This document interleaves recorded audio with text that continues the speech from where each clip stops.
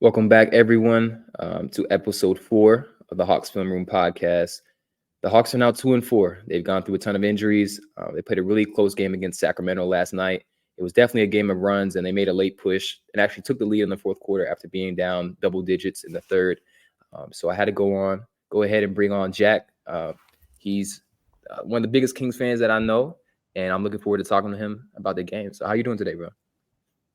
I'm good, man. It's a beautiful fall day in Sacramento. I'm happy to be here. I appreciate the invite. For sure. And honestly, I wish I could be talking about a win for the Hawks, obviously, but I think that there's a lot of interesting things about this Kings team that I'm looking to learn about. And then I think there's also some signs of hope for the Hawks, considering that they are still down 4 or 5 rotational players, and they were able to compete with a Sacramento team that I think is going to be pretty good. So I want to start off with highlighting a Hawks player that stood out to me.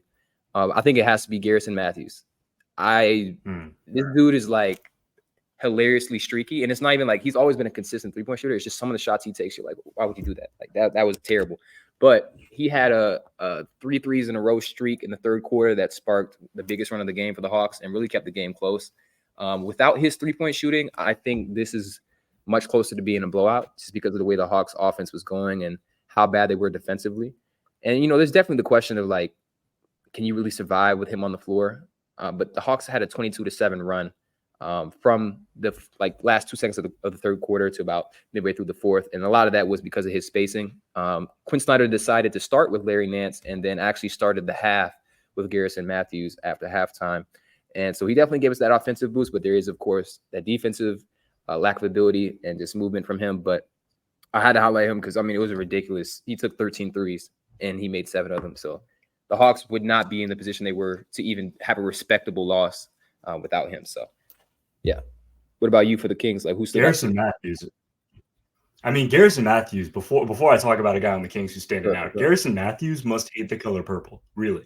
He shoots 49% from 3 in his career against Sacramento. It is ridiculous. Every single time we have to play that guy, he is hitting everything. But some of the Kings players don't like him. Malik Monk does not like Garrison Mathews at all. I don't know if you saw that on the court at all. Like, it's a history of beef with him. But the Kings player that you got to highlight, it's low-hanging fruit, but it's Demar Derozan. He continues to be unbelievable for the Kings. He takes so much pressure off Fox and Sabonis. And in this game, he was massive with his playmaking, especially. Like, that's an underrated aspect of his game. But whether it's in transition or it's when he's like penetrating and he's drawing all this attention, he spaces the floor without actually shooting the ball because of how much of an offensive threat he was. He showed that off a lot today. I've been super impressed with him. I was told it was a lateral move though. So, Yeah, I think a lot of people were sort of like, does this elevate the Kings? And it's more so like you can never have too many clutch shot makers, I think. And we'll talk a little bit more about the offensive hierarchy in Sacramento because that's something that really fascinates me. Even in this game, I felt like Demar was still the de facto closer. And again, we'll touch on that in a little bit. But just like you said, Garrison Mathews has a history of playing well against the Kings. That's exactly how I feel about Demar. Like, Demar consistently plays really well against us. I actually bet on his fantasy score because I'm like, he's going to kill us like he typically does. And when we talk about Zachary Risacher a little bit later on, we'll show some of the clips of where I feel like Demar is a problem against undisciplined defenders. And unfortunately, with Dyson Daniels out, Reed Krejci, DeAndre Hunter, we had a lot of those guys who Demar is just, he's licking his chops. He's like, I'm going for this pump fake. You know it, and it's still going to be a foul because of how like, I think one thing about Demar that's just not talked about is like, he takes tough shots, yes, but it's the fact that he can create space without like jumping away from a defender that entices people to try and close out. And I think there are multiple instances where he was able to get Risacher with that. Now, I want to highlight someone for the Kings. I think for me, I'm really interested in like how offense is generated by Sacramento. And I think Malik's Monk, like, he didn't have like a super loud game, but I think just like his burst in athleticism is like such a like a combination with Fox because Fox has that same burst, but I think Malik might be like at an equal level passer. And I think just the fact that he's able to get to the rim and certain things that he's able to do, I think he was an absolute must for you guys to retain, in my opinion. Like, I think if he would have went to Orlando or something like that, it would have been a big detriment. And I think he took a contract at a pretty good value for you guys as well. And I think that in general, between Huerter, Keon Ellis, and Malik Monk, like on a matchup dependent basis, like maybe against Atlanta, Kevin Huerter can play a little bit more. But I think those three guys give you a nice little like versatility in terms of how you want to field a starting lineup. So if you need a little bit more athleticism, if you need some more shot creation, you can go with Malik Monk. If you need movement, shooting, and some more spacing, you'll go with Herder. And of course, if you need a mix of the defensive side, and then also Keon Ellis is a respectable 3-point shooter, I think you guys have a lot of optionality at the shooting guard spot that I wasn't necessarily. I was familiar with Keon Ellis, but I've been a little bit down on Kevin Herter. I think I told you, it was another Kings fan. I was like, if he comes off the bench, he's not an NBA player. Like that's just he's not. Yeah. It was me. We talked about that a lot. It goes back to his high school days with Herter. I mean, you've experienced it. He was in Atlanta to start. If he's so rhythm dependent, I mean, every NBA player is at a certain level rhythm dependent, but for Herter, that 3-point percentage just falls off a cliff the second he's put on the bench. If he's not making the first couple shots he's hitting in the game, you got to pull him. Like last year, Mike Brown would pull him after 11 minutes in a game if he missed the first threes.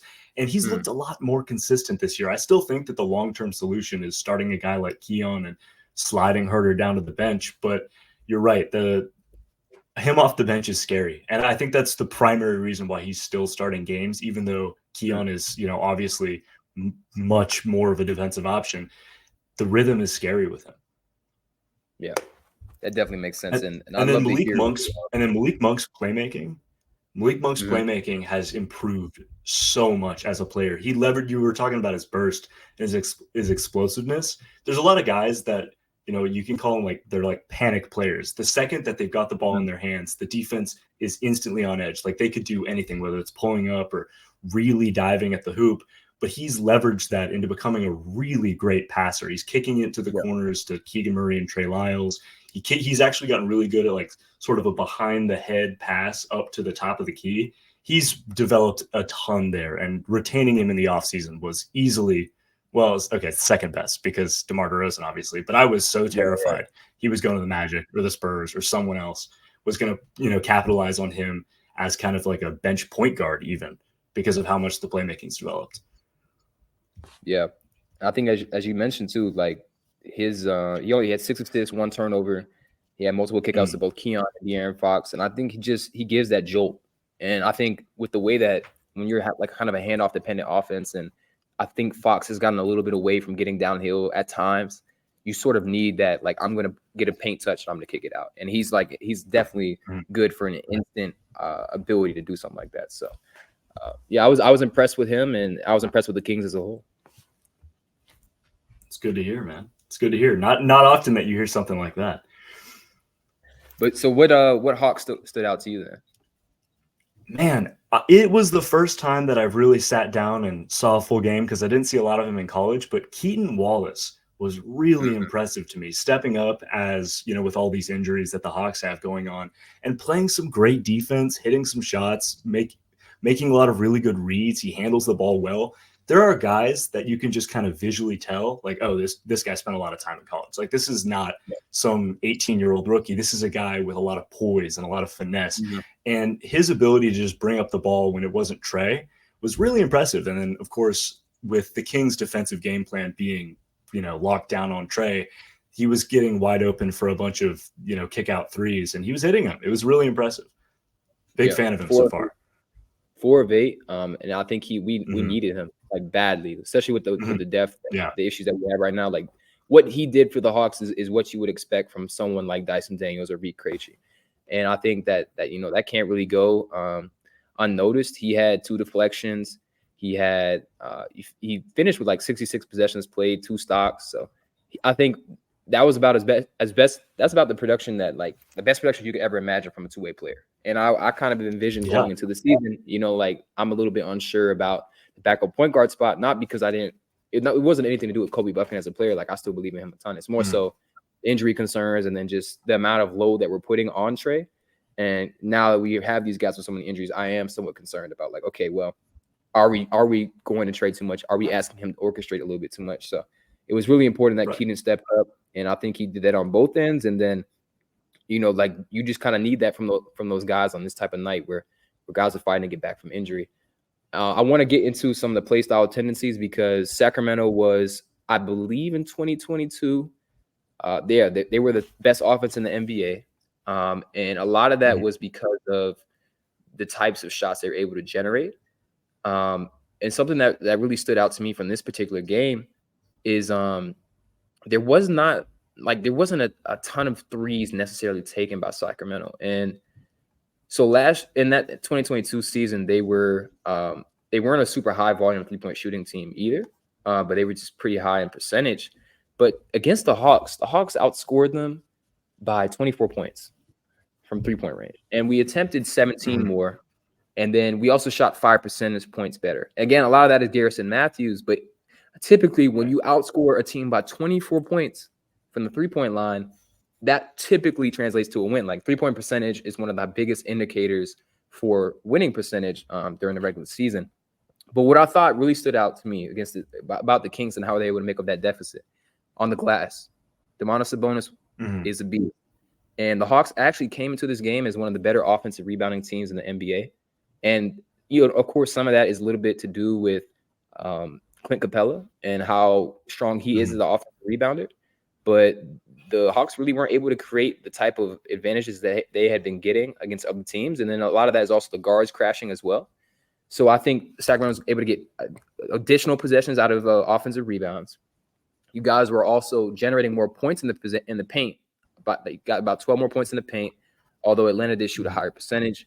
And then I think in general, the mid-range was a differentiator in this particular game where the Hawks really didn't take any mid-range jump shots. And that's something that Quin Snyder has been putting an emphasis on because he's very rims and threes heavy, which I think, in the modern NBA, it's still a numbers game, So yes, typically if you take that many threes than someone else, you'll be fine. But it was the Hawks' inability to not necessarily generate mid-range jumpers, but stop DeMar DeRozan from getting to his spots that I think made the difference. And so I was curious, what do you think was the biggest reason why the Kings were able to overcome such a massive deficit from the 3-point line?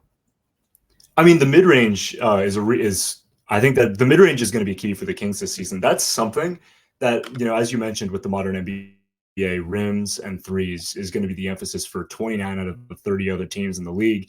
It is something very cool for Sacramento to be able to do. It puts the other team in a position where they have to coach differently for the Kings. They can't just, run the same defense that they're running against these other teams.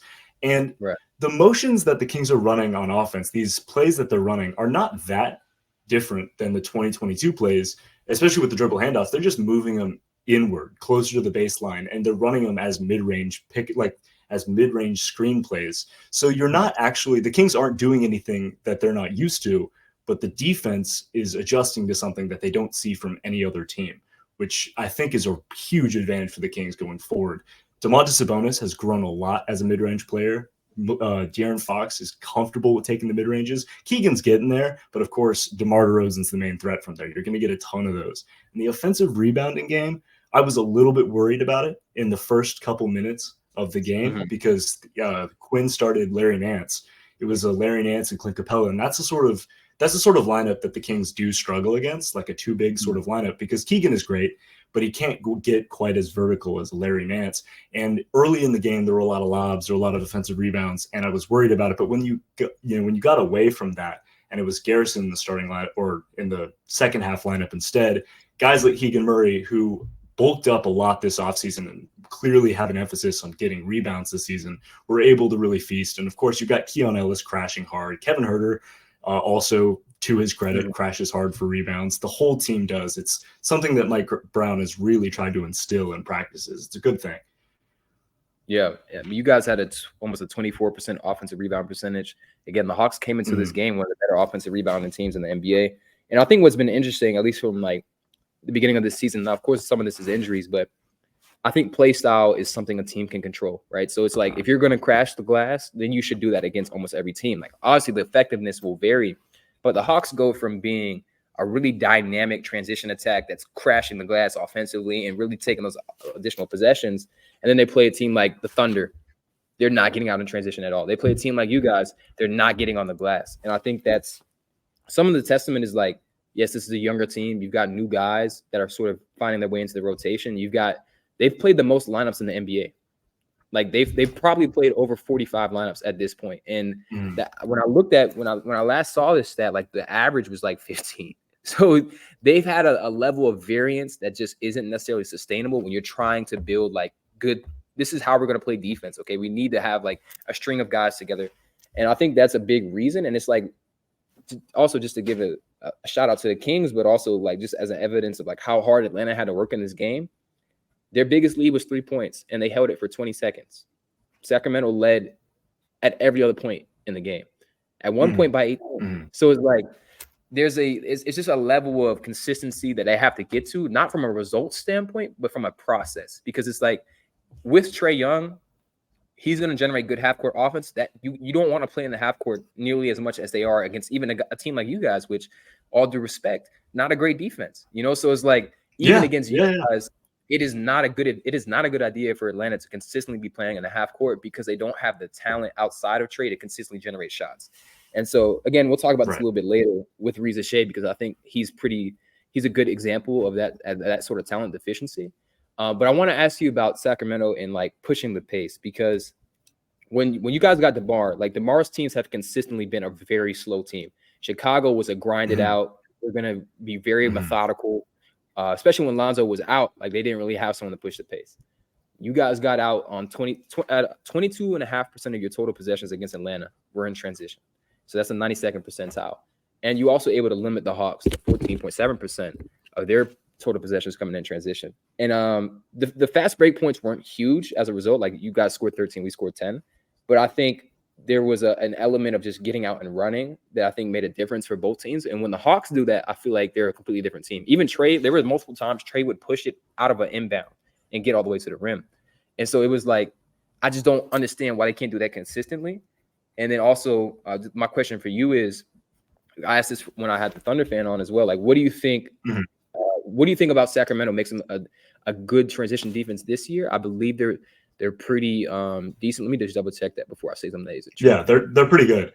They're pretty good. The Kings defense is really only weak in the half court, and I don't have like a number to back this up. But as the shot clock goes like further down, the worse it feels like the worst thing. Like the longer that the offense can keep the ball on Sacramento's side, the worse that the defense gets, because the transition defense for the Kings is actually pretty good. The front line of guards that they have, Keaton, Fox, Herter, McLaughlin, whenever he plays, these are guys that are not necessarily phenomenal one-on-one defenders, but they rack up deflections. They're really smart about getting into lanes. And Kevin Herter especially, right? That's a guy who does not have a reputation for being a good defensive player at all. And I'm not going to try and tell you that he is one, but he's got the awareness and he's got the like defensive IQ that he knows where to get into the right spot. And on transitions, when teams are maybe a little bit more sloppier and they're not running set plays, they're just trying to make something happen as quick as possible, they can really feast on that, right? And it covers up running transition offense, helps with the transition defense too, because if they're running as fast as they were against the Hawks, the other team is not going to be able to slow the game down and attack the Kings defense at its weakest in the half court if they're struggling to catch up with how fast the Kings are running their offense. It's a perfect thing. There was a lot of criticism about Demar Derozan slowing the Kings down because you're right. I mean, every single Demar team prior to this has been slow. And in the preseason where the Kings went 0 for 5, it looked slow, right? The pace was not there in the preseason. And, part of that was because Mike Brown wasn't running installed plays. They were just kind of free-flowing and letting the guys figure out what worked with each other. But the games were slow back then, and the second the plays were installed, it got back going fast. And that's the exact kind of way that the Kings have to play in order to not minimize, but I guess to cover up for the fact that the half-court defense is not going to be so great. Right. And forcing the Hawks to run like that is huge. That's I think a big reason why we were able to sustain that lead. Yeah, and so you mentioned the deflections. You guys had 18 against the Hawks. And again, a lot of those were on the wings, in my opinion. Like Trae took pretty good care of the ball. But just to give you these numbers on how great of a transition defense you guys have been to start the year. Second in lowest frequency. So only 13% of their opponents' total possessions are coming in transition. You're first in the percentage of, and here's the other thing about DeMar that people don't really realize. He takes such great care of the ball.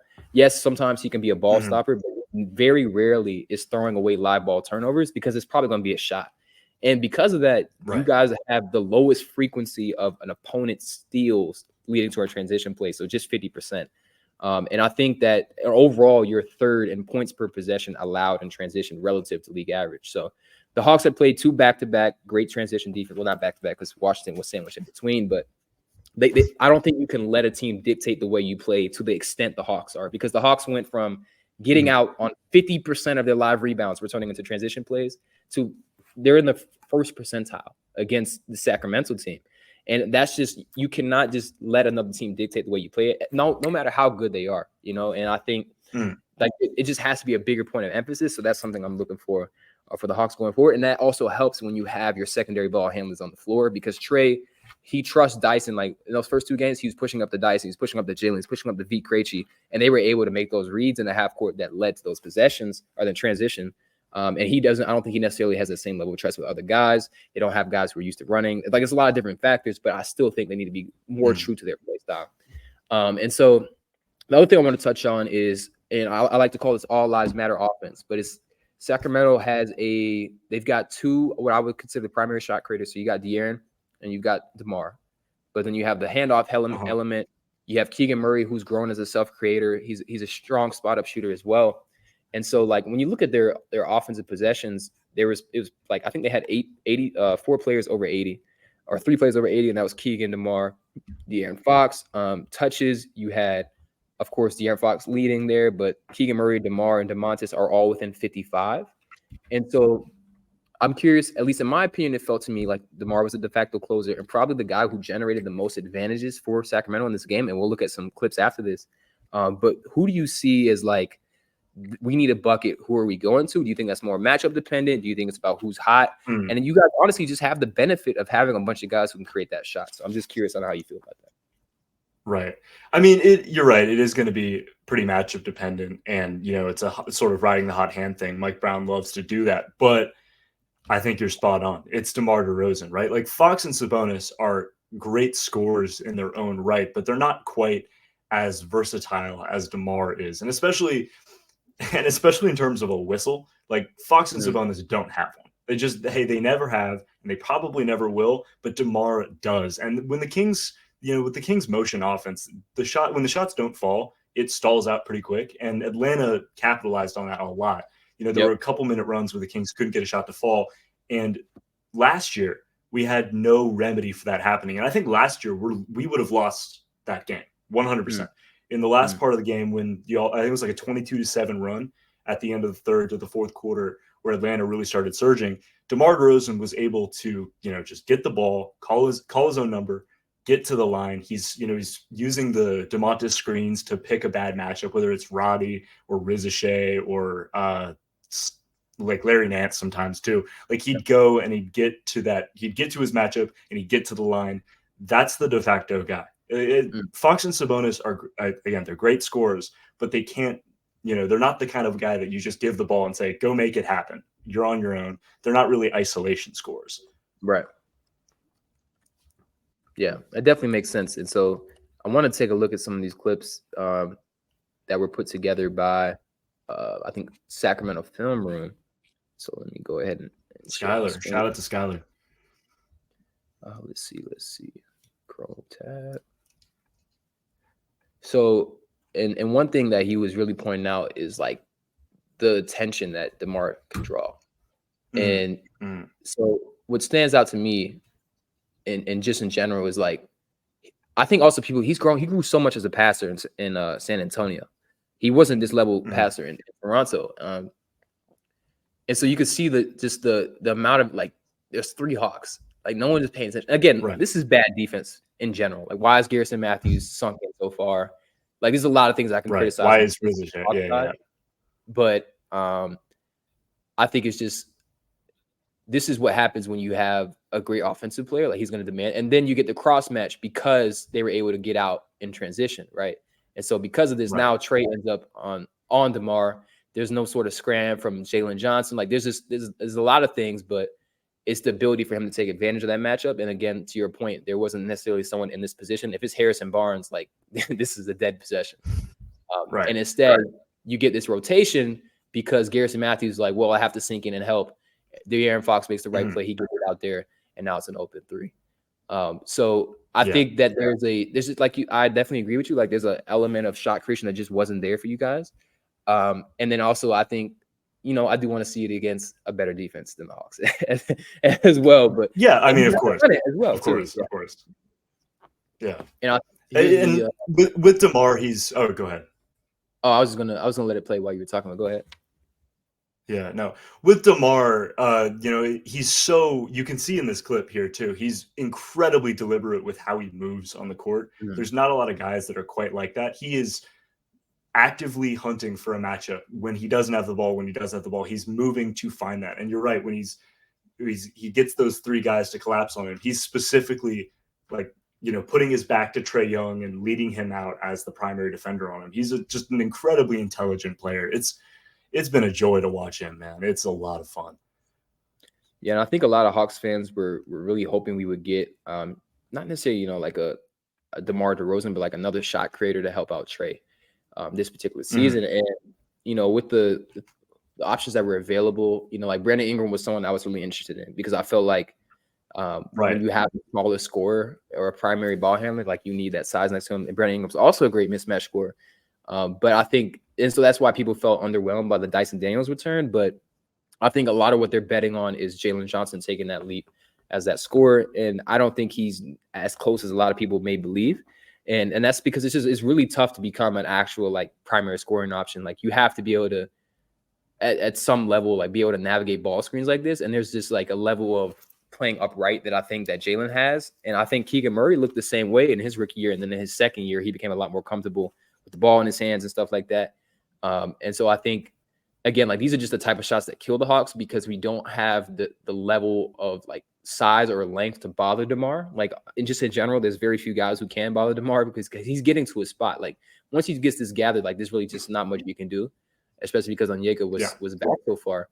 And that's why I think it's kind of an interesting thing because like the reason Onyeka is back so far is because DeMar is not a huge threat from three. But because he isn't a huge threat from three, now it's all this space that he can eat up and own because this is the shot that he's taken 10,000 times. So it's kind of like this double-edged sword where like, we don't want him to get out and pull a three. We also don't think he's going to do it. But now we've given him 5 feet of cushion, and that's just too much space for a skill scorer like that. So again, some things I think the defense can touch up, but at the end of the day, like he's just a really tough shot maker. And these are the types of shots that NBA teams are looking for guys to take. But when you're a master at them, then it becomes, I think, in my opinion, at least, a good shot. And there's not many players outside of Kevin Durant that can make a shot like this at a more consistent rate than DeMar. And again, it introduced that versatility in the offense that I think like the Hawks have cut it out, and it makes sense because they don't have that same level of mid-range scorer, but it's probably something that you want to continue to have as an option. Maybe not necessarily the primary thing, but as an option.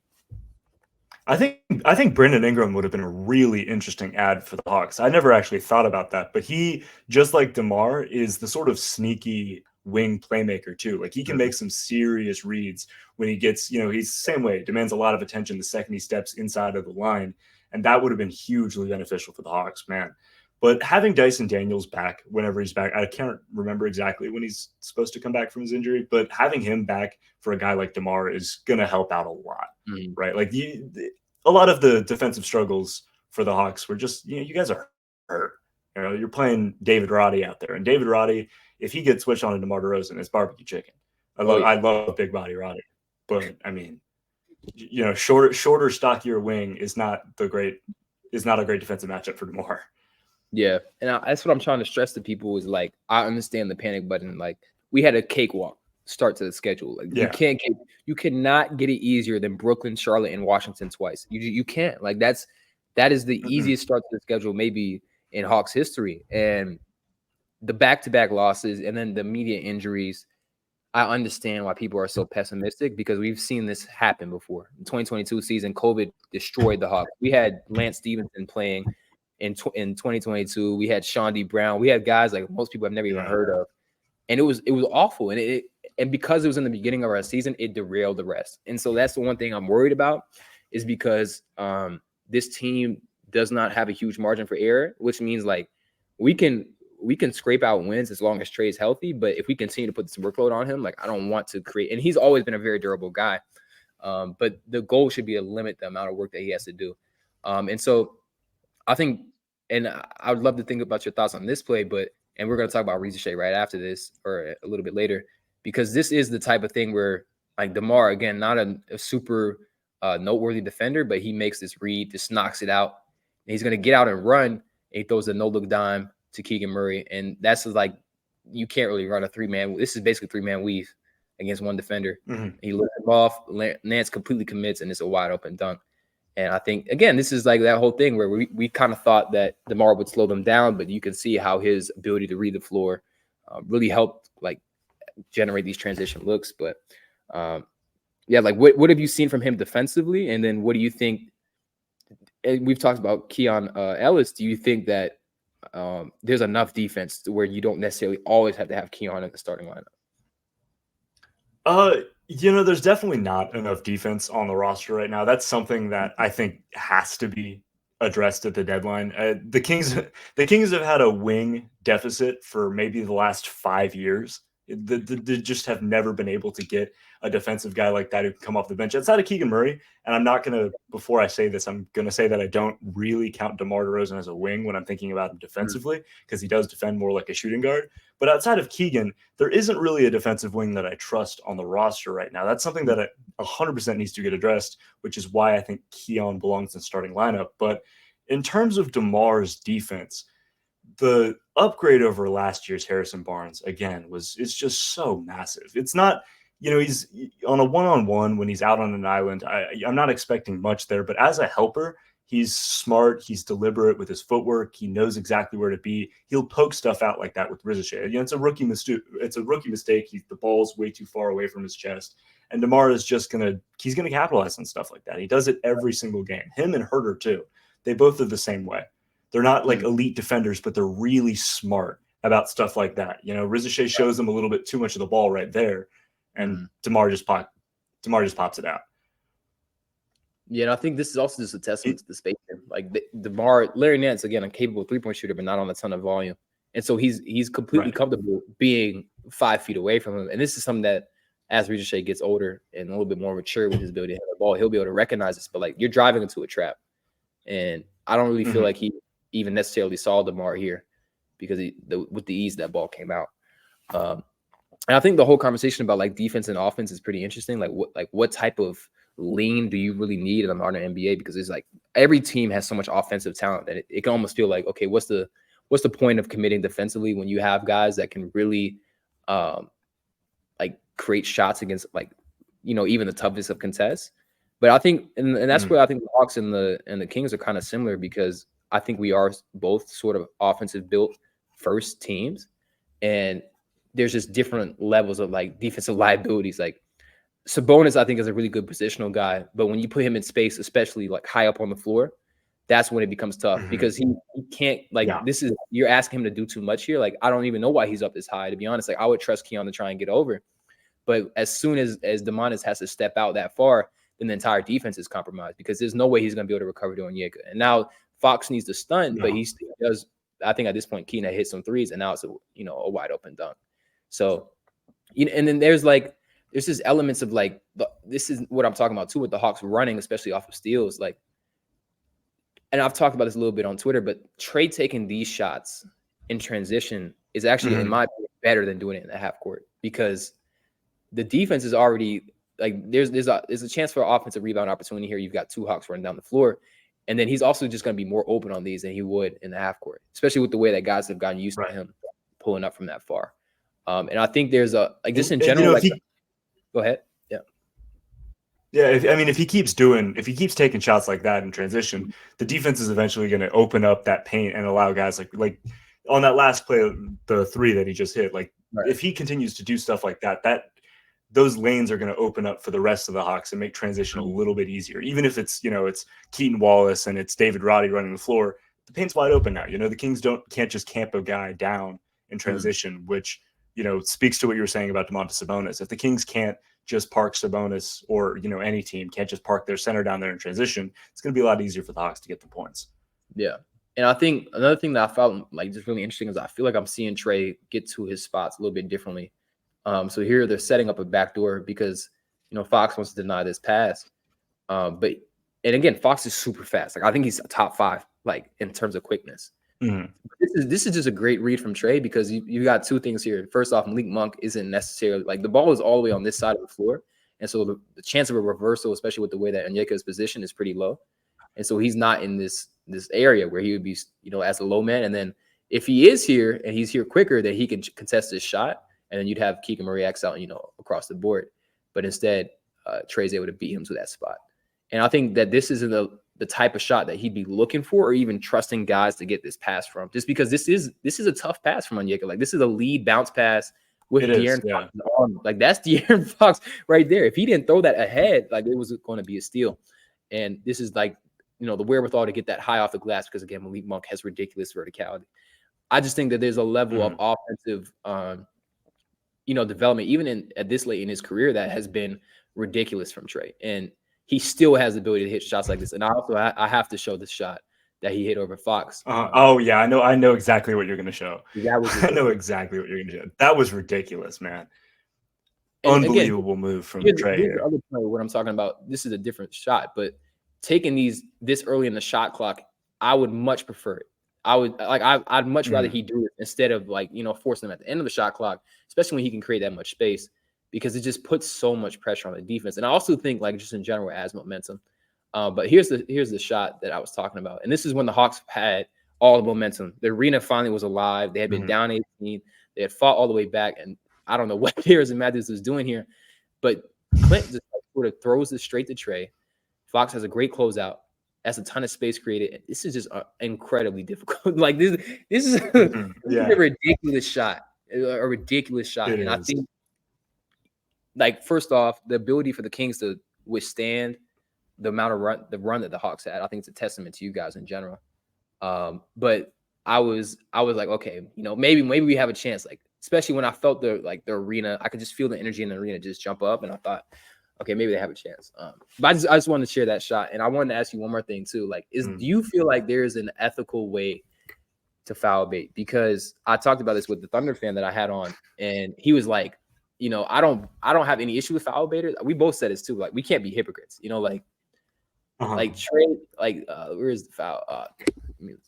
Trae and foul. I think foul baiting is a skill, and I'll say I'm more frustrated by Jimmy Butler's style of foul baiting than I am anyone else, because I feel and it's not anything that Jimmy Butler does. It's just the fact that I know he's gonna pump fake, and I'm like, please don't fall for it, and every time they fall for it. And so I think that's why I get frustrated with Demar, and it's not I don't feel like he's exploiting anything necessarily. It's just more so it's just so frustrating to watch as a fan. And you have the ticky tacky stuff here. And, I don't, some of this is Trae selling it, but I think, there was contact here, or where was the other one? There was one in particular. I think it was this one. I thought a lot of his fouls that he was able to generate in this game actually came from driving, and that's not always typically the case.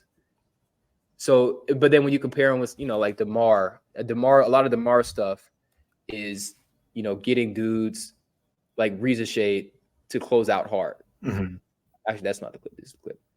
So here, again, this is what my point I was talking about. This is technically a step back, but he actually doesn't have to. He's going laterally, and so because he's going laterally, the defender feels like he can crowd him, but it typically results in a shot because you have to give him space to land.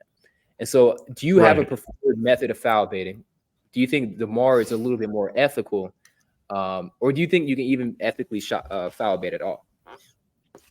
If you had asked me this question last year before we got DeMar DeRozan, I probably would have said no. But man, it is really nice to have a guy who has that ability in his bag, to stop the bleeding on offense, to really get everyone composed, stop a run from the other team. It's just an immensely useful skill to have. And with DeMar, I mean, you can call it with his foul baiting. It's not, he's not doing a lot of flopping. He's not doing anything like that. The way that he's foul baiting is just with the way he moves his feet. That first clip you showed with Risacher, where he does sort of a step back, except for it's more lateral. Risacher it looks kind of like Risacher is looking down at his legs when he's doing that. And he expects a step back because of the way that he's moving his legs there. But then he steps in a position where Risacher is still going to fall into him. I think that's just a really good play. I think that's a veteran move, and I think it's hard for me to criticize. I mean, I'm obviously not going to criticize that, but it's hard for really anyone. Yeah, he didn't like that. But it's hard to criticize that because that is objectively a skilled play. That's what happens when you've been playing in the NBA for 12 years and you're one of the best scorers in this generation. That's the kind of stuff you learn. I got to say that's ethical. I think it's ethical. I mean, hey, it's all mid ranges, right? The whole game's ethical. Right. And he was able to get 2 back-to-back fouls drawn against Jalen Johnson that I think really sealed the game. And just in general, like he abused the vast majority of the defenders that were on him. And so I want to share some, like, just in general, like Zachary Risacher, some film from him from the game, because I think, and I'd like to hear your thoughts on this as well. I felt like, just in general, I feel like he's been pressing a little bit offensively. And, you know, I understand it mainly just because, like, there's an element of just wanting to be, he's kind of like thrust into a role that maybe he might have not had this early. And I think in general, like, it's kind of funny because I thought like Risacher's calling card would be like shooting. Like, if there's one thing I was like, okay, Risacher can do this, I was like, he can shoot. And that's not been the case so far. And so he went 1 for 9, and this is the one make that he had. And you could just, first off, just by like looking at the defensive personnel, like obviously, like he's going to get the weakest defender just with who the Hawks started. And what I've loved about him in general is like he's not hesitant when he shoots. Like, he's going to get like the ball, like he catches the ball high, he keeps it high, and it's going straight up. And so he knocked this down. I was like, okay, that's going to be good for his rhythm. And I think confidence in general is so important, especially for a younger player. But he got a lot of big, like, open looks. I don't think it was necessarily the Kings didn't respect him. It's just more so like, you know, you got to attend to the other threats defensively. But he was able to get these shots that I felt like he would knock down if he was in rhythm or if he was like more comfortable at this point in his career. And I do expect him to be a good 3-point shooter. Like, this hasn't really necessarily changed the way I viewed him. But I think there's almost an element of like maybe he's taking some shots that, like, I'd almost wish that he would keep the ball moving. And that's not necessarily in this game. Like, I felt like the shots he took weren't necessarily egregious. I thought like Demar really frustrated him defensively, of course. And then, but like a lot of these shots are open. Like, I want him to continue to take these. But I think, I don't know about you, but like when I play basketball, right? If someone tells me, oh, if before I start, it's like, oh, he can shoot, I'm going to be like incredibly better, like when I shoot the ball. Yeah. But if someone's like, if someone's sagging off me, it's like, oh yeah, we'll take that. It's like, like you know, like, and I feel like maybe there's some elements of that because you see how far DeMar rotated here, and this is like as open as you're gonna get in the NBA. Like this is where guys make their money, they make their careers knocking down shots like these. You have to be able to hit these, and it's just like, and it's his shots are typically long, which is interesting as well. But and I like the way that they were getting him shots. Even here, like I think he got blocked. Like he's aggressive. I'm not worried about the aggression. It's just, can we like? It's kind of kills the offense if defenses can be this comfortable. Again, like you can see how far Keegan Murray comes off to help. It's like there's just not any sort of respectability that he's getting from the defense right now. And then with our other injuries, like you can't just really afford that. So it's like I need him to keep taking it as a result. But there's still like a level of, okay, we actually need you to knock down these shots. I thought this was really nice from him. And this is what I thought was maybe his best play of the game. You can see the shot fake, the pass fake that gets DeMar to try and jump that passing lane. And then he just steps right into it. He did knock it down, but it's like a lot of his misses even look good. So I don't want to create like any sort of conclusion on him as a shooter. Like I still think he's going to be a good shooter. It's just more so like, when can we expect that to actually happen? Because, and again, this was a weird jump. I don't know what happened here, but he just kind of like fumbled this. And the Hawks offense just can't afford to have this level of like disrespect for someone who's supposed to be spacing the floor. And so he needs to start hitting shots, but I also think the Hawks need to do a little bit of a better job in like actually generating shots from him outside of a standstill. Like one thing I really like that they did in preseason was they had him running off a pin down, stuff like that. And so like, I think there is a difference in like the type of shooter it takes to like shoot off a handoff. Like Kevin Huerter is a completely different shooter than Risacher. Like I'm not saying to do something like that, like off movement, but just more so like getting him free off the ball where he's not always shooting from a standstill, I think could do help for him. And also just make him feel like a level of offensive importance as opposed to just like, okay, we're going to swing it. If you're open, shoot it, you know? So I think they do need to build up his confidence a little bit. But I just don't know if they can afford to do that with the way that these guys are so injured. So, but I was just curious, what did you see? What do you think works best to free up Kevin Huerter? Like, of course, you guys have a dribble handoff element that we don't necessarily have. But what do you think we could do to try and help him build a little bit more confidence?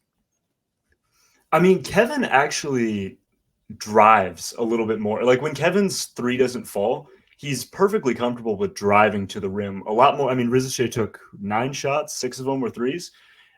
Kevin is more than comfortable with, he'll get these, he'll get the ball off the screen. And if it's not a shot he's immediately comfortable with, or maybe he fumbles the ball a little bit, maybe the defender's a little bit too close, he is more than comfortable taking an extra couple steps inward.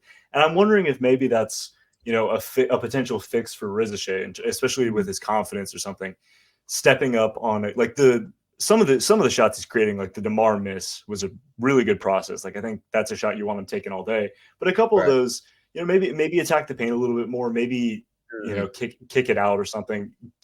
What you were saying with being a little bit more offensively involved a little bit, I think doing a little bit more of that might help him, especially if you want him to be sort of a similar kind of player to Herter. Right. He's got way more of a tendency to attack than I thought I saw from Risacher. He had a couple of attacks like that, but not really many. I haven't seen him do that too much. Yeah, and that's the thing. Like I thought against the Thunder, he was really good at this. And again, like on the glass, he was super active. Like this is what I wasn't expecting from him this early in his career. But like he's always in the right place, always attacking the glass. I think he had a couple driving layups. Like this was really impressive. Like this is against Checl. Yeah, there we go.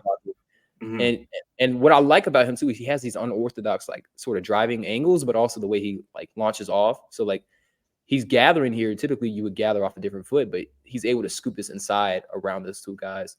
He had another really great finish, I think, or maybe he might have missed this one, but I like the way that he was attacking. And he's like, I don't know if you saw that quote where he's like, I'm just a regular guy. And I mean, most NBA players are regular guys, like among the NBA players. But I think he has a level of fluidity and just bounce that like a lot of guys 6'10" can't do this. Like they just can't. And so I think he's not giving himself no credit. And then he had, where's the other one? He had a really nice, here's again on the glass. Like I talked about this on the podcast, but like he's there. He reads where SGA is not going to box him out. He just takes a great angle and he beats everyone to the glass. And so I think sometimes he can get away from that. Again, I do think like they need to empower him to do this more often. But like this is a fluid drive. This is switching hands midair to get around the like. This is pretty advanced, and it's again like as a rookie, I'm not expecting a ton of consistency, but it's the fact that he can do this from time to time. Here, pump fake, Alex Caruso by, and then he goes off 1 foot here and just glides over Chet. So I think it's there. It's just like, okay, how can we get him to be more consistent? That's the other question. Right. But I still do have high hopes for him. I'm not saying he's going to be a star or anything like that, but I think he can return the value that we were looking for. And so I want to finish with a couple of Kings questions that I had.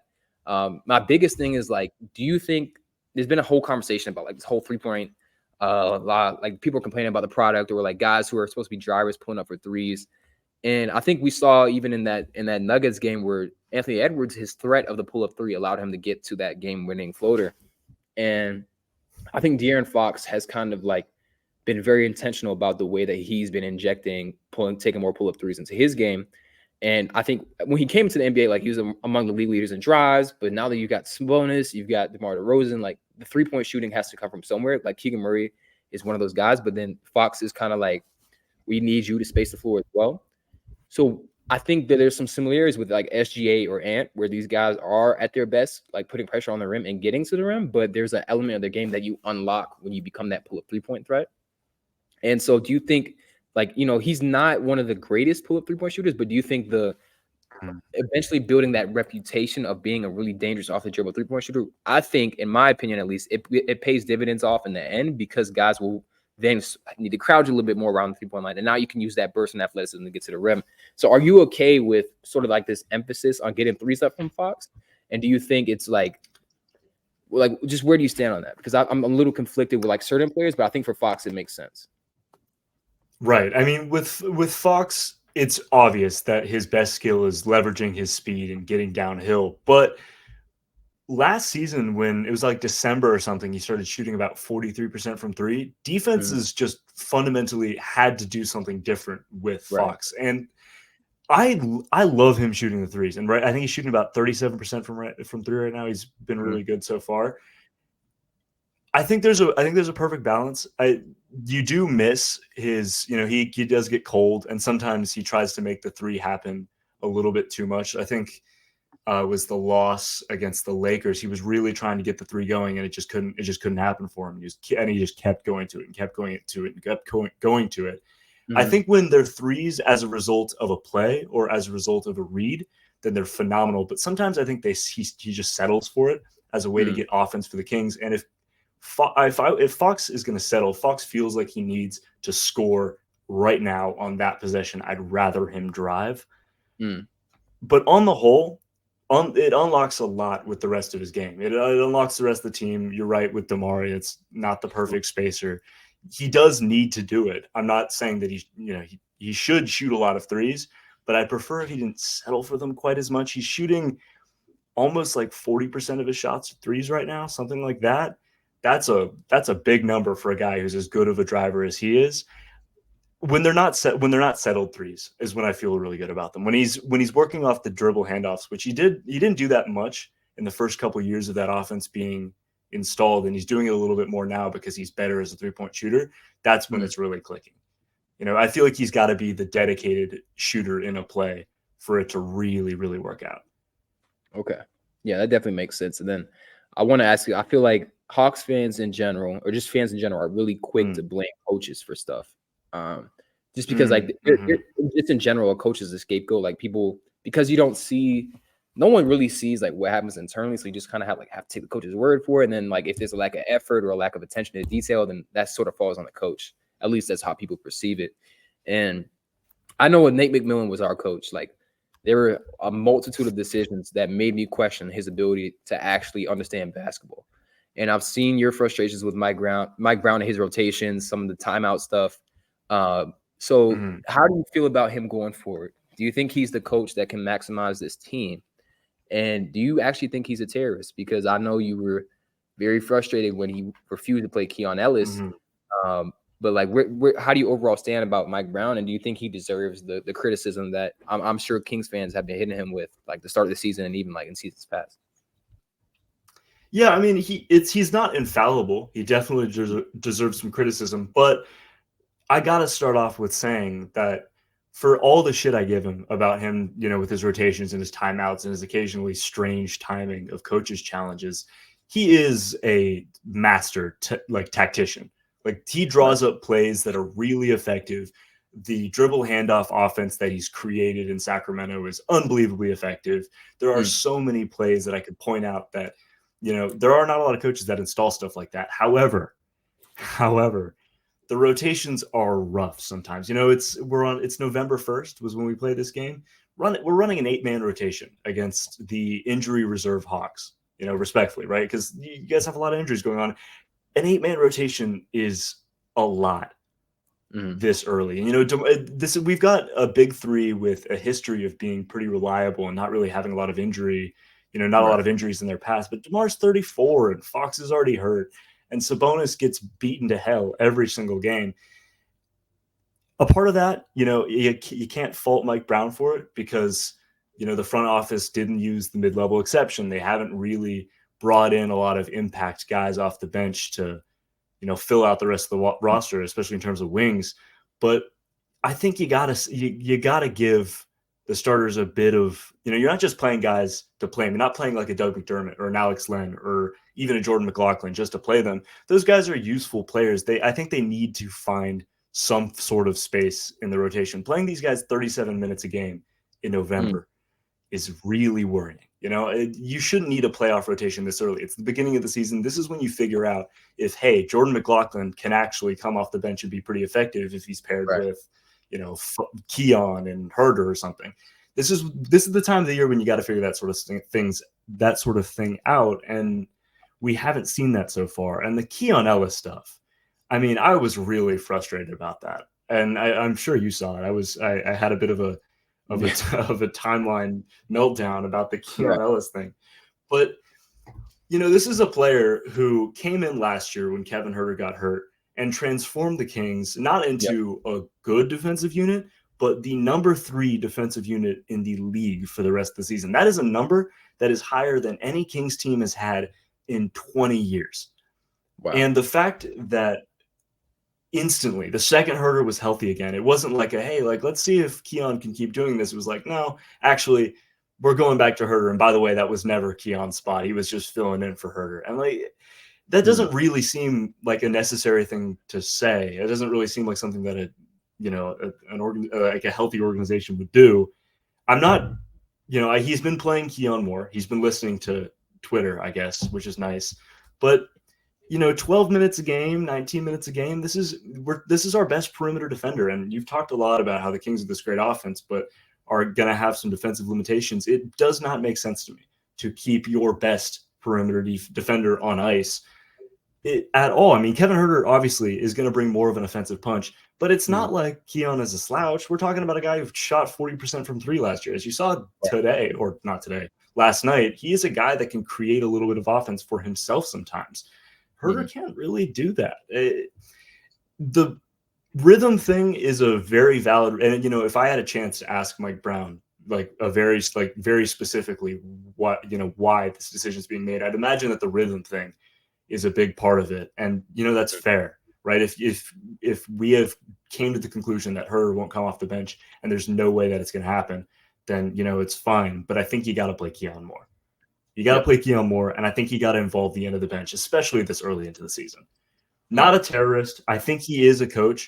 I would have a lot of trouble. I will have a lot of trouble getting to wanting to fire him because he's a top. There's not a lot of guys that are better than Mike. He's a 2-time coach of the year. His tactics are phenomenal. You're not going to find some guy off the couch that's going to coach this team better than him. But I think he needs to get a little bit. I think he needs to develop a little bit more trust in the end of the rotation, and maybe at the deadline, if we pick up some more veteran guys, because he does come from the Steve Kerr coaching tree where veterans are prioritized above everyone else. Just ask Moses Moody. Maybe it's bringing in veterans at the deadline, and that's what it'll take for Mike to really expand the rotation. But it is early. It is early to be playing an 8-man rotation, and against a Hawks team that is missing 1, 2, 3, 4, 5 rotational players. We shouldn't need 8. I mean, if that's what needs to happen to win a game, then so be it. But we were up by 18 in points in that game.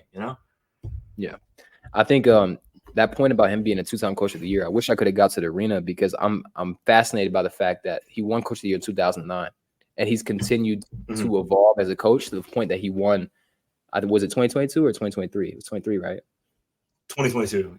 Yeah, like that's fine. The original Beam Team season. Yeah. Got you. Yeah, so that's so interesting to me because it's like, how do you remain fresh? Like there's a lot of older coaches who's like Nate McMillan, for example, like he coached the way he's coached his entire career, like he's never evolved.